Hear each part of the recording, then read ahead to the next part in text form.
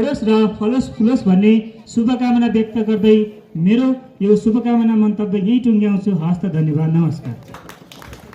चल्दै एउटा संस्था हो, त्यसकारण यहाँ के पुँजीको सानो या ठुलो अथवा चाहिँ यति भन्ने कुरो हुँदैन। एउटा यहाँ अघि नै प्रतिवेदन आइसकेको छ, 100 रुपियाँ बराबरको एउटा सेयर र त्यो सेयर सदस्यको बराबर हैसियत रहने हुनाले हामी सबैको साझा अपनत्व, सबैको साझा अवधारणा, सबैको साझा मतबाट नै हामी यो सहकारीमा आबद्ध छौँ, जसले यो सहकारीको उद्देश्य पनि एउटा मात्र ऋण तथा बचत पैसा लिने र दिने मात्र काम होइन कि बहुउद्देश्य, नामै पनि बहुउद्देश्य हुनाले यहाँ विभिन्न खालका गतिविधि अगाडि बढाउन सकिन्छ।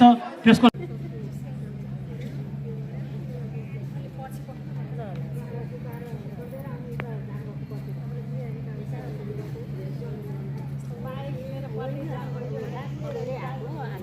यसै विद्यालयका छात्र बहिनीहरूलाई र हाम्रो यस कार्यक्रममा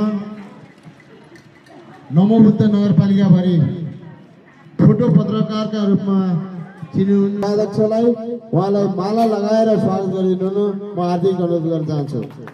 हामी कार्यक्रम अत्यन्त छोटो बनाइरहेका छौँ। संस्था लिमिटेडद्वारा वार्षिक प्रगति प्रतिवेदन प्रत्येक सेयर सदस्यहरूको हात पुर्याइदिनु म हार्दिक अनुरोध गर्दै यस प्रतिवेदन वाचन गरिदिनु, आफ्नो प्रतिवेदन वाचन गरिदिनु।